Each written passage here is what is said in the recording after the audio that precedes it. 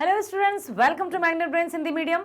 मैं लाली वर्मा सभी 12वीं कक्षा के विद्यार्थियों का बहुत बहुत स्वागत करती हूँ। मैग्नेट ब्रेन्स एक ऐसा प्लेटफॉर्म जो आप सभी विद्यार्थियों को कक्षा 7वीं से 12वीं तक की online school education 100% free provide करता है। साथ ही साथ सभी प्रकार के कॉम्पिटिटिव एग्जाम्स के वीडियोस भी आप देख सकते हैं एकदम फ्री। और अब तो एक और बहुत खास बात मैं आपको बताने जा रही हूं, जो है आपकी पढ़ाई से ही संबंधित, कि आप किसी भी परीक्षा को, चाहे वो आपकी वार्षिक परीक्षा हो, चाहे वो आपकी प्रतियोगी या कॉम्पिटिटिव एग्जाम्स हो, उनको क्रैक करेंगे एकदम आसान तरीके से। कैसे? मैग्नेट ब्रेन्स बुक्स आ गई हैं, ई बुक्स आ गई हैं, लिंक आपके डिस्क्रिप्शन बॉक्स में दी है, जिनमें एमसीक्यूज रहेंगे, सैंपल पेपर्स रहेंगे, प्रीवियस ईयर क्वेश्चन पेपर्स रहेंगे विद सॉल्यूशंस ऑफ कोर्स, जो कि आपको आपकी पढ़ाई में हेल्प करेंगी ही करेंगी। और साथ ही साथ देखना, आपको अपने कॉम्पिटिटिव एग्जाम को क्रैक करने में भी बहुत हेल्प करने वाली हैं। तो जरूर देखिएगा और उनको रीड कीजिएगा। चलते हैं इस वीडियो की तरफ। हमने अपनी पुस्तक अभिव्यक्ति और माध्यम का पार्ट 5 पूरे कर लिए हैं और आज हम करने जा रहे हैं पार्ट 6। नाम बड़ा ही अच्छा है, कैसे बनती है कविता। कविता कैसे बनती है? क्या कभी कविता के बारे में आपने सोचा कि आपको भी कविता लिखनी चाहिए? हाँ, आपने लेख लिखा होगा, अनुच्छेद लिखा होगा, निबंध भी लिखा होगा, लेकिन आप में से कितने विद्यार्थी ऐसे हैं जिन्होंने कभी कविता लिखी है? मुझे बताइएगा जरूर। तो आज हम जानेंगे कि आखिर कविता क्या है, कैसे बनती है कविता, या कविता बनाने के लिए कुछ अलग से सोच विचारों की आवश्यकता होती है क्या, या भावनाओं की आवश्यकता होती है, या शब्दावली की आवश्यकता होती है। सब कुछ जानेंगे। या फिर ये भी जानेंगे क्या कविता एक ही प्रकार की होती है या कविता के भी कई प्रकार होते हैं। सब कुछ समझने और सुनने वाले हैं आप इसमें, तो सुनिएगा ध्यान से ताकि समझ में आए। चलते हैं हम, कविता कैसे बनती है या कैसे बनती है कविता। अब देखो कितनी अच्छी भाषा में लिखा है यहाँ कि आज की जिंदगी में कविता की जरूरत है। क्यों? क्योंकि कविता में लयात्मकता है, कविता में भावनात्मकता है, कविता में सुंदरता है, कविता में छंदबद्धता है, कविता में राइमिंग्स है, कविता में रस है, अंदाज है, बहुत आनंद है। इसलिए आजकल के जीवन में कविता का कविता की बहुत आवश्यकता है, पहले से कहीं ज्यादा है। लेकिन जिंदगी से कविता सुकून की तरह गायब हो गई। कैसे? क्या हम या आज का मानव भावना शून्य हो गया? क्योंकि कविताओं का संबंध तो सीधी भावनाओं से होता है। पूरी तरह से जो कविताएं रहती हैं वो भावनात्मक रूप से बनी हुई होती हैं। लोग कविताओं की तलाश कर रहे हैं कि कहां उनको आनंद मिले। कविता का अर्थ आनंद, सुकून। सब इसी के पीछे पड़े हैं कि आखिर हमें कविता कहां मिले, कहां मिलेगी कविता जिससे हमें आनंद प्राप्त होगा। कविता लिखने का फॉर्मूला भी खोज रहे हैं कि चलो अब नहीं मिल रही है कविता तो हम ही कविता बनाने का प्रयास करते हैं। लेकिन कविता बनाई कैसे जा सकती है, इसके तरीके खोज रहे हैं। कविताओं के प्रति इजहार मोहब्बत कहा जा सकता है ना। जैसे इसे किसे कि कविताओं की खोज करना या फॉर्मूले की खोज करना, इसको क्या कहा जा सकता है? कविताओं के प्रति इजहार मोहब्बत, अर्थात कविताओं से प्रेम है।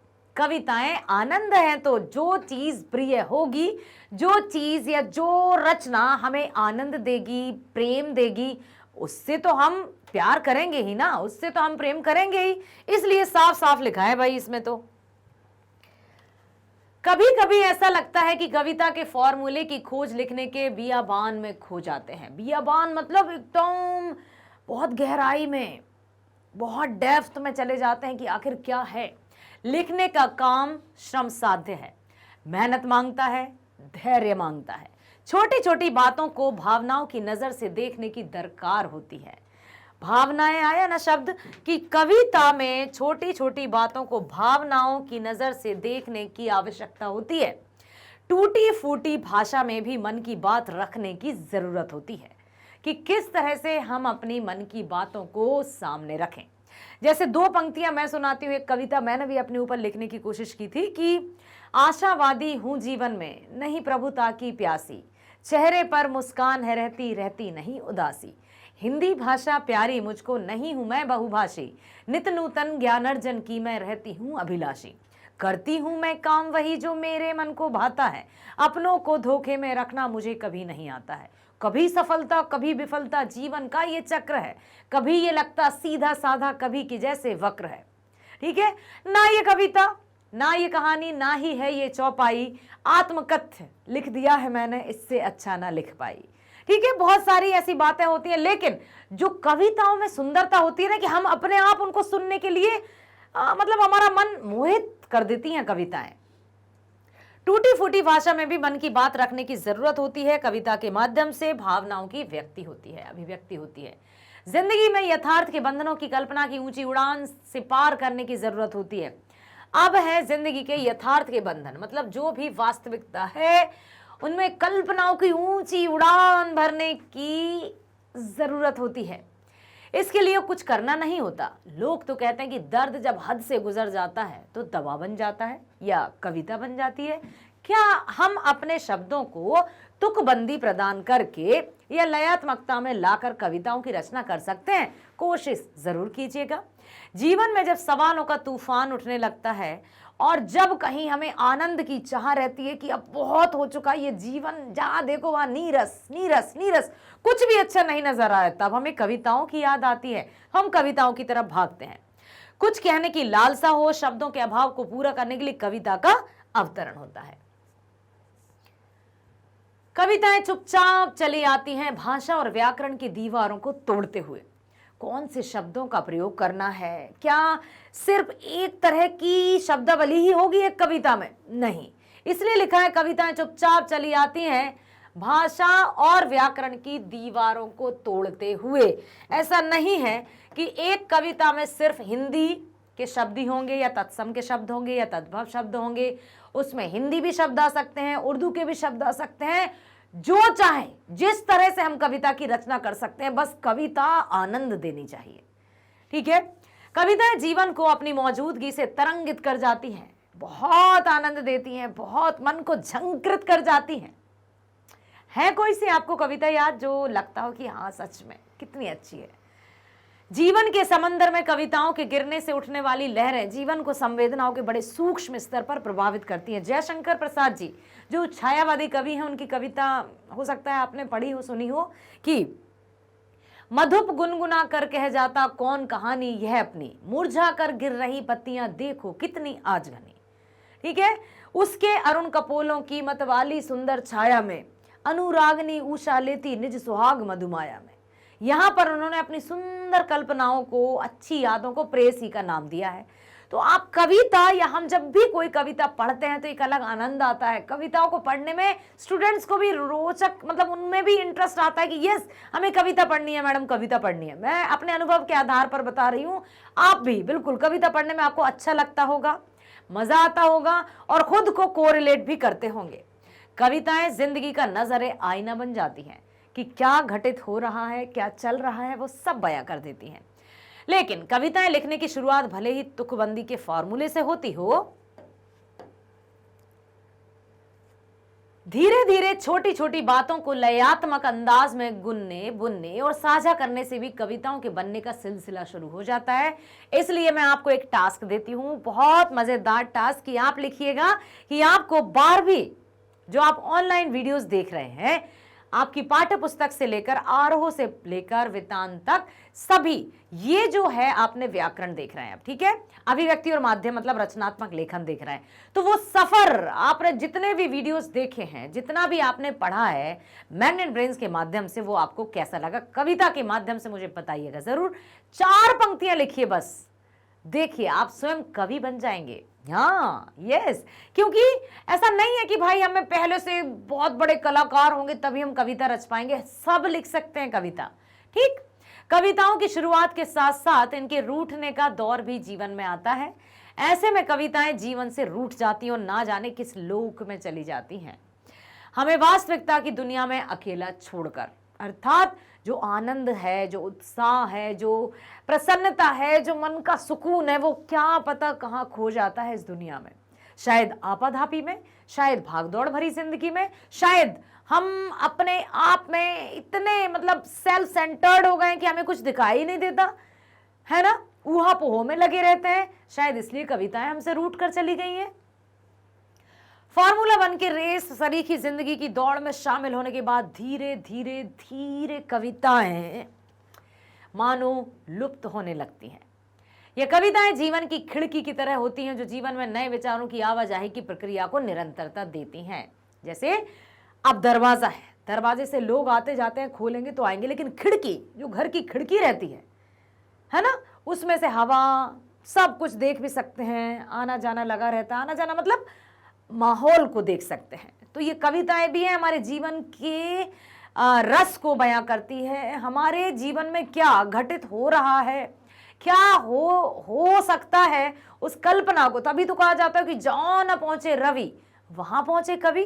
कविताएं तो ये होती हैं, जीवन में संवेदनशीलता को स्थान देती हैं, भावनाओं को तर्क से बेपरवाह होकर जीने का हौसला देती हैं।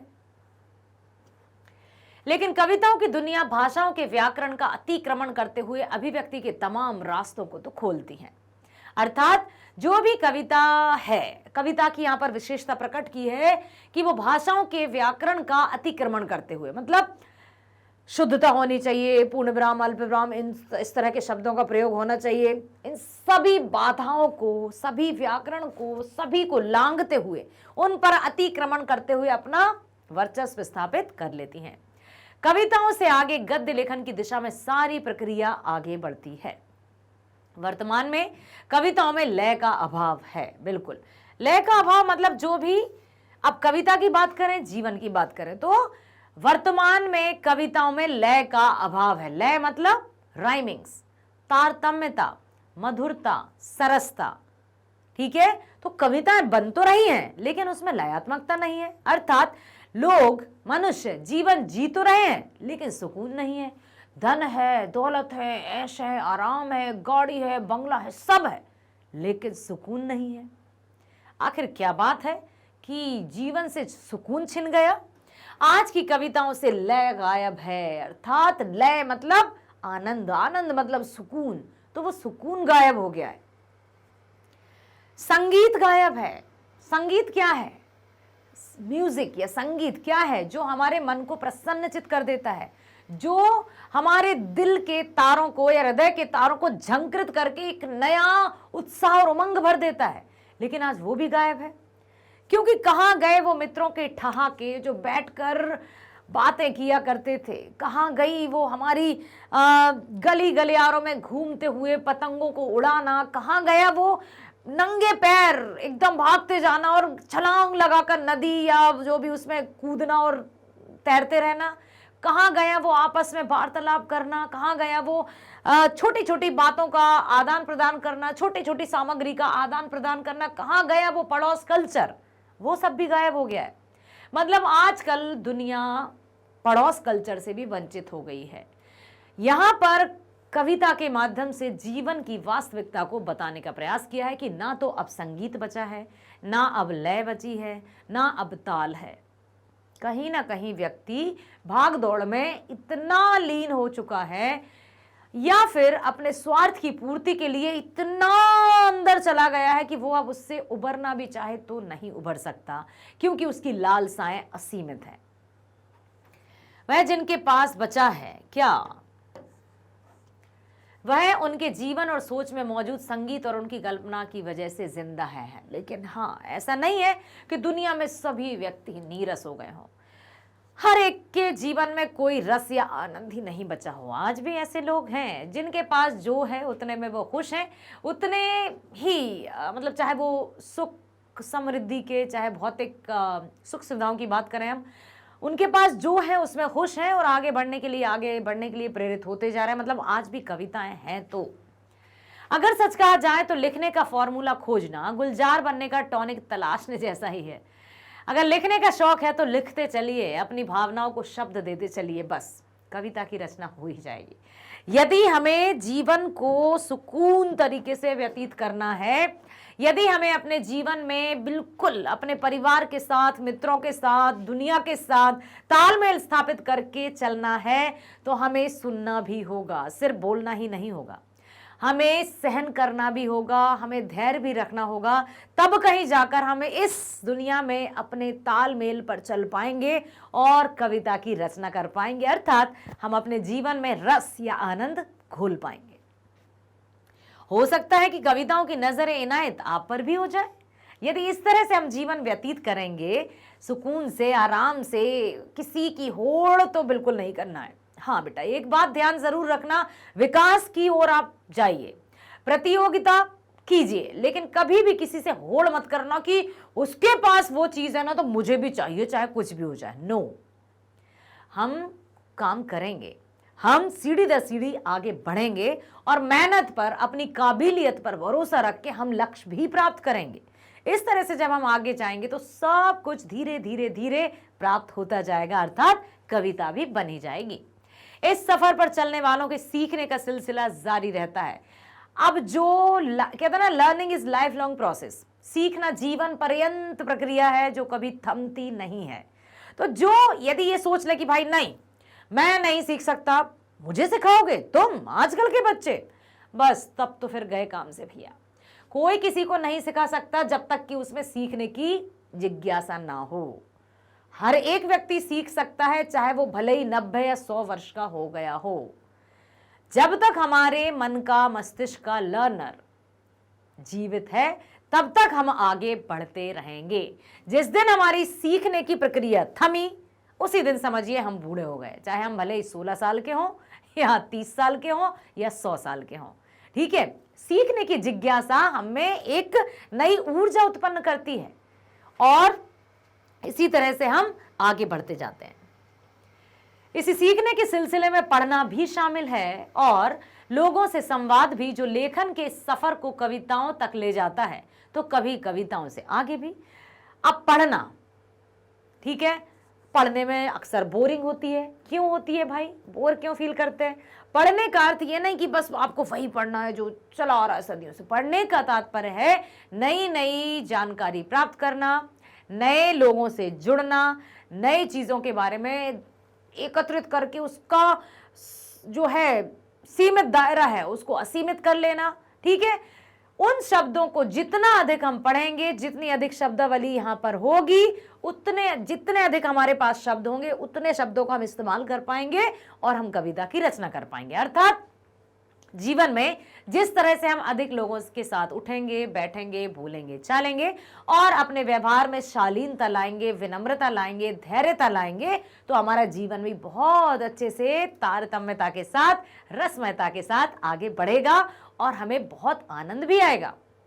सुकून पैसे में नहीं है। कहते हैं ना कि पैसे से दवा तो खरीदी जा सकती है, लेकिन क्या, यस, आराम नहीं खरीदा जा सकता। पैसे से भौतिक वस्तुएं खरीदी जा सकती हैं, लेकिन खुशी नहीं खरीदी जा सकती। इसलिए अपने मन के सुकून को पाने के लिए हमें संतुष्ट होना होगा और साथ ही साथ अपने आसपास के माहौल को देखकर अपने आप को उस तरह से ढालना भी होगा। कविता अब कैसे लिखें भाई, कविता किस प्रकार की होती हैं कविताएं, वो भी जान लेते हैं। कविता 2 प्रकार से लिखी जाती हैं, पहले छंद मुक्त और दूसरी छंद युक्त। छंद मुक्त मतलब जो राइमिंग्स ना हो, जिसमें तुकबंदी ना हो, और छंद युक्त मतलब जिसमें राइमिंग्स हो या लयबद्धता हो। छंद मुक्त कविताएं कविता लेखन की शुरुआत करने पर लिखी जाती हैं, क्योंकि जब हम कविता लिखने की शुरुआत करते हैं, अर्थात जब हम जीवन जीना प्रारंभ करते हैं, अभी आप विद्यार्थी हो, 12वीं कक्षा में हो ना, 12वीं के बाद आप कॉलेज में कदम रखोगे, धीरे धीरे फिर आपको जीवन की सच्चाइयों से सामना होगा आपका। अभी आप पेरेंट्स की छत्र छाया में है, अभी नहीं पता है कि दुख क्या है, सुख क्या है, जीवन क्या है, किस तरह के उतार चढ़ाव आ सकते हैं। लेकिन जब हम अपने पैरों पर चलना शुरू कर देंगे, अपने लक्ष्य की ओर अपने बलबूते पर जाएंगे, तब हमें पता चलेगा कि कौन कौन सी बाधाएं आ सकती हैं। अर्थात छंद मुक्त कविताएं लेखन की शुरुआत को करने पर लिखी जाती हैं। जब कोई रचनाकार कविता लिखने की शुरुआत करता है तो सबसे पहले छंद मुक्त रचनाएं लिखता है एवं उन्हें महत्व देता है। ऐसा नहीं है कि भाई शुरुआत में ही हम सफल हो गए, पहले हम एडजस्ट तो करें, कोशिश तो करें, धीरे धीरे हो जाएगा ना सब कुछ सही। इसका कारण यह है कि छंद मुक्त रचनाएं भाव प्रधान होती हैं और उनमें भावनाओं को महत्व दिया जाता है। ऐसी रचनाओं में नियमों की पाबंदी नहीं हुआ करती, बस कार्य करते जाना है। छंद युक्त कविताएं क्या है, जिनमें ताल होगी, सुर होगा, लय होगा, बहुत सुंदर तरीके से लिखी जाएंगी। छंद का अर्थ है नियम, यानी नियमों का ध्यान रखते हुए जब कोई कविता लिखी जाती है तो उसे छंद युक्त मतलब छंद के सहित कविता कहलाती है। छंद युक्त कविताओं में दोहा, रोला, कुंडलियां आदि रचनाएं होती हैं। जब कोई रचनाकार छंद मुक्त कविताएं अच्छी लिखने लगता है तो वो छंद का ज्ञान लेकर छंद युक्त रचनाएं लिखने की शुरुआत भी करता है। ठीक है, सबसे पहले यह देखा जाता है कि हम शब्दों को किस तरह से पिरो रहे हैं, ठीक है, जीवन को किस तरह से जी रहे हैं। जब हमें जीवन जीने की कला आ जाएगी तो उसमें हम निपुणता भी हासिल कर ही लेंगे। ठीक है, तो सबसे पहले हमें काम की शुरुआत तो करनी होगी ना। ऐसा नहीं कि दूर से अरे भाई मुझसे ये काम नहीं होगा, यदि ये सोच लिया तो हम आगे कदम ही नहीं बढ़ाएंगे। ठीक, ये दोनों ही तरह की कविताएं हैं जो दो तरह से लिखी जा सकती हैं। तुकांत कविता, तुकांत कविताएं वे कविताएं होती हैं जिसमें तुकांत होते हैं। हर पंक्ति के अंत में ऐसे शब्द लिखे जाते हैं जिनसे कविता की लय बाधित नहीं होती, अर्थात लयबद्धता बनी रहती है। पाठक उसे पढ़ने में आनंद का एहसास करते हैं। तुकांत कविता छंद मुक्त भी हो सकती है और छंद युक्त भी। अतुकांत कविता, अतुकांत कविता नाम से ही इसका पता चलता है कि ऐसी कविताएं जिसमें तुकांत नहीं होते। तुकांत मतलब अंत में सेम मात्राएं का होना। ठीक है, अतुकांत कविताएं कहलाती है। तुकांत कविताओं में तुकांत हर पंक्ति के अंत में लिखे जाते हैं। तुक अंत, ठीक है, लेकिन तुकांत कविताओं में तुकांत नहीं हुआ करते। इन कविताओं में भाव की प्रधानता होती है। अतुकांत कविता छंद युक्त नहीं हो सकती बल्कि छंद मुक्त हो सकती है। अतुकांत जो कविता है, क्योंकि जिसमें तुक नहीं होगी, जिसमें लय नहीं होगी, वो छंद मुक्त ही होगी, छंद युक्त नहीं होगी, क्योंकि तुक ही नहीं है, तुकांत नहीं है, अतुकांत है तो वो छंद मुक्त के अंतर्गत आएगी। ठीक है, आशा करती हूं आप समझ गए होंगे कि कविता के माध्यम से जीवन जीने की कला को भी यहां पर उजागर किया गया है कि किस तरह से हमें हर एक कार्य की शुरुआत तो पहले कदम से ही करनी होती है। कविता लिखना हम चाहते हैं तो हम पहले से एक अच्छे कवि के रूप में तो जन्म नहीं लिया है ना। तो जीवन को जीने के लिए हमें हर तरह से कार्य करना होगा और अपने अंदर धैर्य की भावना को विशेष रूप से स्थान देना होगा।